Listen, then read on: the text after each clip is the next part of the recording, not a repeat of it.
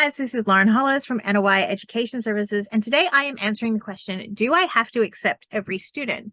Now, I've had this question many times over the years where we've had, for example, traineeships, apprenticeships that have been referred, or employers that have asked to put students into programs where the RTO, upon doing their initial assessment, has just identified that the learner is either not right for the course, not interested in the course, or is going to struggle, and really we're setting them up for failure if we put them into the course. And the question always comes back to, under access and equity, do I have to accept every student? Now, this is a nuanced question. It's definitely not one of those questions that's outright yes or no. And really what it boils down to is the reasons for why you're choosing not to accept the enrollment. Now, anytime you choose not to accept an enrollment, I strongly recommend that the first thing that you do is you actually write out your reasons as to why you don't believe that the enrollment is appropriate for the student. Now, where the reasons obviously fall under the category of the sex, age, gender, sexuality, culture, race, religion of the student, you're going to be on very, very shaky grounds. And realistically, I would be wondering as to why that would be the case. Now, the exception to that is probably age. There are a couple of courses where, for example, if we look at security, if we look at some of the RSA courses, there are obviously age limits that apply, and that is because the job occupation that leads to requires age requirements to be met. Now, when it comes to ability, it's definitely a harder, more shaky ground, because this is one of those areas where you actually do need to look at the reasons why the student is undertaking the course. So I know that in the past, we've done things like having students coming into a very early building and construction course, which was going to lead to kind of a carpentry outcome. The student had a range of physical abilities that would make it very difficult to enter into employment. However, we actually had an employer that was looking for this pathway, that was hoping to find a provider to allow the student to participate. What we had to do in that case is we actually had to adjust the unit selections very carefully. And I think, if I remember correctly, in the end, what we actually did was, I think we offered 8 out of 12 units of competency in a qualification that we knew that we could train and assess to industry standard, and that the student was going to be able to participate in, but we couldn't offer the full qualification because there were some of the requirements in there in relationship to work health and safety that the student wasn't able to wasn't going to be able to complete based on their particular needs. So that was a really good example of why it was important to kind of identify the student's needs beforehand, undertake the consultation, look at what the outcomes were at the end of the process, and then come to like a happy solution for all parties.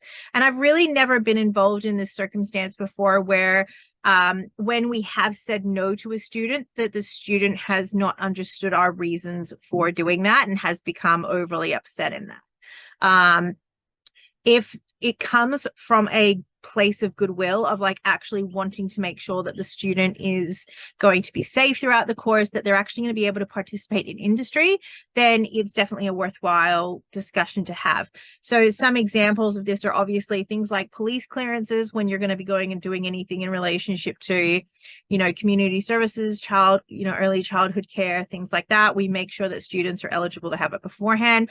I've had, unfortunately, far too many discussions with students who literally have enrolled in things like a job, like a job provider has enrolled them in a childcare course, and I've gone back to them and gone, this person's not capable of having a working with children check, and they've gone, well, why, but can't they do the course? I'm like, no, obviously why would we put them through a course when there's absolutely no chance of getting a job out, no chance of a job outcome, no chance of a job placement?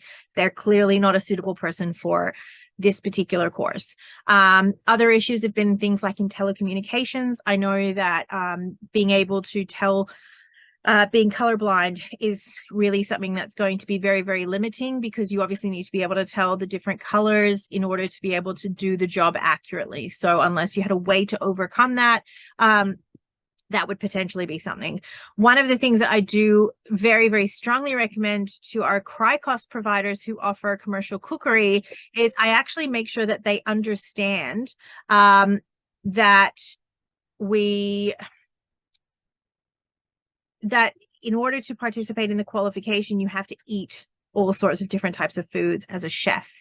So this has been a real sticking point that I've found with a lot of providers who really haven't accurately described the qualification. If you're planning on being a chef, you need to be able to eat meat. You need to be able to, touch meat. You need to be able to smell it. And with certain religious beliefs, that can be very difficult, but you literally can't get through that qualification without touching meat. So, the importance of raising points like that. And I mean, if that's the case, that wouldn't be a circumstance where the RTO would choose not to accept the enrollment. However, what I would be doing what I always do in that particular circumstance is I actually make sure that the student is fully informed. Again, this is part of standard 5, that they are very fully informed, 5.1, 5.2. And we actually make them sign to that. We actually make them sign to say, yes, I understand that I'm going to be touching meat, that I'm going to be touching poultry, that I'm going to be touching pork.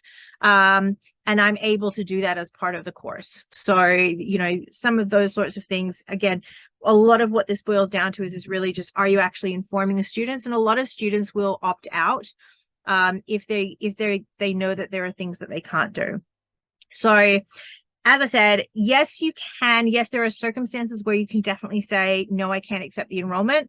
Another area where you can say that you can't accept the enrollment is where it's not viable for you as well.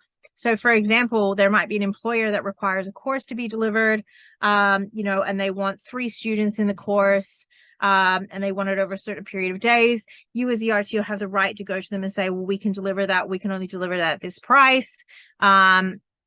There's business commercials that are involved in that process as well. And again, really what this boils down to is RTOs having a strong enrollment process and not accepting that enrollment until you actually, until all the details of how the program is going to be delivered should actually be done well before that kind of enrollment phase kicks off. Guys, I hope that this is clear. Again, this was, do I have to accept every enrollment? Slightly nuanced question, but I hope you found it helpful. If you have any other questions, by all means, drop them in the box below. Please do like this show, share, and subscribe. It is the best way that you can help us to continue creating this kind of content. My name is Lauren Hollows. I am from NOI Education Services.